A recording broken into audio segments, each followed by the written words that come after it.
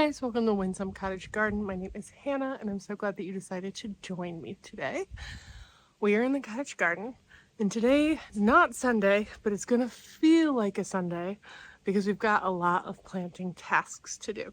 It's the time of year that garden centers are doing sales, and I recently went to one that was doing a buy one get one sale that I could not refuse. So I got a number of plants we're gonna get in the ground today, including some things in this bed first. And I also have some things that have been hanging around for a little while that we need to get in the ground, as well as another item that I got out of our yard at work. The last Sunday video we did here at the cottage, I planted some hellebores and lupins that I took out of work. This time I found another one of those black-eyed Susans that died last year. I'm going to try one more time. It was one that I knew our buildings and grounds manager was going to take out because we try to keep them in a certain area and this had planted itself somewhere else. So I went to him and was like, I noticed this one. And before I could ask if I could take it, he was like, oh, do you want to take it? I'd love you to. I've been meaning to dig it out for 4 weeks. So I was really excited to say, yes, I will. I've got to get that in the ground. It's looking a little rough, but it's going to be beautiful once it takes in. And I'm hoping it will self-seed and spread a little bit because it is amazing to use in cut flower arrangements. So we're going to do that a little bit later, but first we're going to do some stuff in this bed right behind me. So this bed actually has some of the things that have been hanging around a little while in it, like these. I'm going to pull a couple of them back there. There's also some phlox that are going to be planted somewhere else. And these echinacea are going to move. I am going to be adding these 2 bleeding hearts to this bed. Thinking probably like here and here-ish, maybe behind the rock for a bright pop right there. It's the same variety as this one, which just looks absolutely beautiful. It's on the edge of fading, but it's got these dainty little flowers, and the foliage is just such a pretty blue-green color that pops, especially with everything else we have in this space. So, first things first, I'm going to clear some stuff out of the way, and then we're going to pop in those, and I'll give you some varieties. I also have some other ground covers I might stick in this area. Scotch moss that I got off the clearance section at Lowe's. I'm trying to decide if they're going here or somewhere else. They're fairly shade tolerant, so this could probably be a good spot for them.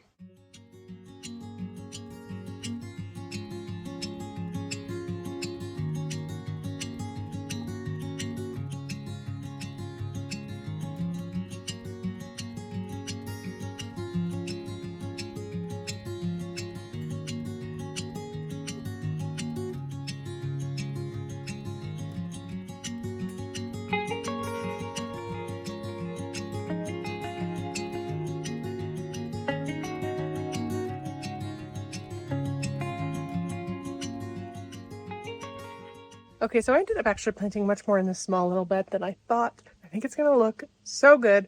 This bed is deep shade. I think I've talked about it in past videos, but if you are new to my channel, it's kind of in this weird spot where a ton of roof lines meet. The original cottage actually ended right here, and we always intended to build a garage, which is what this is. But because of the way the property line ran, it's at an angle, and this is what it means. So this is pretty deep shade, and we've gone with like textural stuff here, which is why I think adding all these things here is going to make what is in here pop even more. So I did end up putting the Scotch moss in. I wasn't sure if I was going to, but I think there's like a series of triangles in this bed. And this is one that we just added. So there's 1, 2, and 3. And this is really a ground cover. It'll get 1 to 2 inches high and about 8 inches wide. But my experience with moss, and I'm curious to see if this is the same, the picture, I'll show you there, shows that it's very mound-like, but as I started to say, my experience with moss is that it kind of keeps going, and you could start new clumps, break off a chunk and move it around. So I would love to see this bed have some ground cover in it so it doesn't need to be mulched all the time, because mulch eventually breaks down. We are getting to a point that it's getting a little bit high, as you can see from like where the siding ends.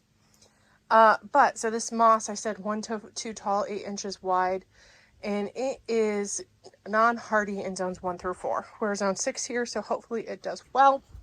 And this is a pretty damp area, and moss likes things that are pretty damp. So I'm hoping that it likes this area, and I think where I've added it, you can kind of see it's a different color. This, in case you're curious, is actually a pansy, but it's a different color than the stuff it's near. So here we've got a lot of blue-green and some other colors with the painted fern. Over here we've got the dark green, and here there's actually another painted fern right here that isn't just, I think it might have had something on top of it this year when it first started emerging. So I popped this here hoping it fills this area. And I think that bright chartreusey green, which is more similar to the ferns at the back, makes what's here pop and will really define the edges much more than the brown and black of the mulch and dirt. So that's where I put those 3, and I got those all on the Lowe's clearance rack for like $2 each, so I thought that was a pretty good deal. Then we added 2 more of this bleeding heart, and this is the same, these 2 are the same variety as this one. It is Proven Winners Pink Diamond. It's 12 to 18 inches tall and about 16 inches wide. So you might have seen that this one, when I planted it, I got it in and I was looking at it and I thought, you know, that's a little close to this rock. So I bumped it back a tiny bit. And similar to the moss, it's introducing a different kind of green in these areas that I think will make the other plants in here pop. These are a full sun to part sun plant. However, I have seen the same variety in other areas as a full shade, and that's what this is. So I'm interested to see how it does here, and if it doesn't like it, we'll shift it and move it somewhere else. But again, we've created another triangle of interest that I think draws your eye back and hopefully makes this look nice and lush. This one that in particular I think will make this astilbe pop as well as the ferns pop. I don't know if I've already said it, but it's also hardy in zones 3 through 9. The last thing I did end up popping in here is the pewter. Here is a picture of the tag. Pewter is also known as spotted dead nettle, and it's pink pewter. Lamium is another name. This will get 4 to 8 inches high and about 12 inches wide, but again, like a lot of ground covers, it kind of keeps going. And this is a shade to part shade plant. So there was 6 pack that we had, and I put 1, 2, 3, 4, 5, 6 to kind of fill this space. And eventually, if the ferns end up getting too much that you don't see it, I think it'll provide like a base underneath that bright light color hopefully makes the ferns pop. But we can always move it later if we don't like it. That is the beauty of gardening. If something doesn't work, you can move it and try it somewhere else. I'm going to move to our next spot, and we'll see. I'm not sure where there's a lot of activity happening around at our neighbors' houses. So I'm going to do some scouting to see where might be the best spot to plant next. And I'll bring you guys along.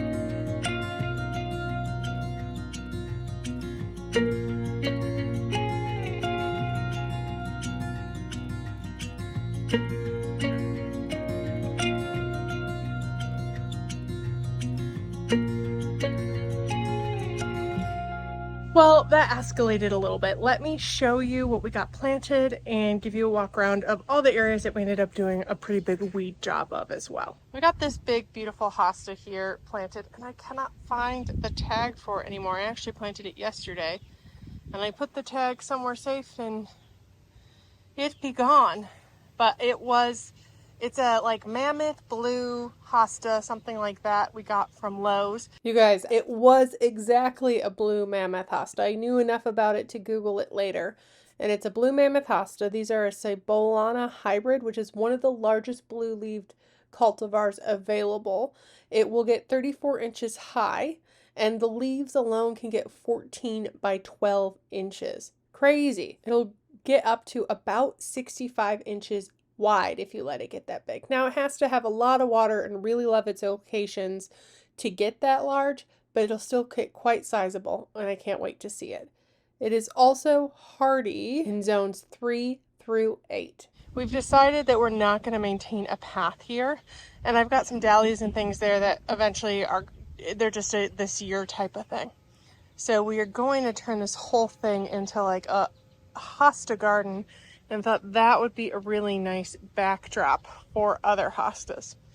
If you saw our garden tour in the last video, you do know that we had some deer get in and take out a lot of the hostas, but we think we've got it fixed that they can't come in anymore, and hopefully that's true. In addition to that, I did end up doing a very thorough weed of this bed, and I don't know if it was captured on camera, but we did end up actually removing a rose that we had here. I am not convinced it was Rosette's disease, but it definitely had something. We've struggled with it for 3 or 4 years, and it's too deeply shaded. So on the off chance that it was Rosette's disease, we decided just to remove it before it infected anything else. Make our way back to behind the garage. We ended up planting 2 ostrich ferns here. One right there, one a little further down near a hellebore we planted recently, right here. Now, these ostrich ferns, excuse the barking dog, go 3 to 5 feet tall and will clump out and continue going. They are quite hardy. They're hardy down to zone 2. And we're really hoping that this does get a little bit more water here, which is what they need to grow 3 to 5 feet. We're hoping they grow closer to the 5 and kind of provide a little bit of a barrier while these trees are growing. And then once in time, if they, shade us out, then we'll move them somewhere else. The last thing that I did get planted is down at the bottom of the yard, and I don't actually have a lot of details on it, but let's go down there and I'll show you and tell you what I do know. So we're near the bottom of the yard, and this right here is what we planted. I did stake it because the root ball was actually quite small. This is something I actually got from work. I think I mentioned it earlier in the video. They were going to be pulling it anyway. And it is like a very small, multi-pronged black-eyed Susan. You can see that it'll be blooming soon. I'm hoping we can keep it watered in enough that it will bloom this year, produce seed, and then maybe spread a little bit. I'm not sure if this is a perennial or an annual that just reseeds itself, so it's practically a perennial. But I loved it so much. We actually tried to plant some up there last year, but I got them a lot later in the year, and I actually took them off the trash pile because we'd had some volunteers at work pull them out. Didn't realize people would want them, and they looked pretty sad, and they didn't really recover and didn't make it through the winter. So I'm really happy that I got this, though I am going to drag a hose really quick and get it watered for today. So that's really going to do it for this video. I hope you enjoyed it, as we got a couple more things in the ground and some maintenance that was needed to be done. I think my dad might come along and mulch this week while I'm back in the city still, which would be really nice to have that just laid to bed for the season and not have to worry about it. We try, these beds up near the house are actually on a spring mulching schedule, and this spring we just didn't get around to it, which every once in a while happens, but I think that was actually the only bed we didn't get to. So hopefully he gets to it this week, and then we can check it off the list and don't have to worry about it for the rest of the season. If you enjoyed this video, please make sure to hit that thumbs up button and subscribe so you can follow along in our cottage garden here, as well as my garden in the city where we will be next time. I really appreciate you joining me today, and I can't wait to see you in the next video.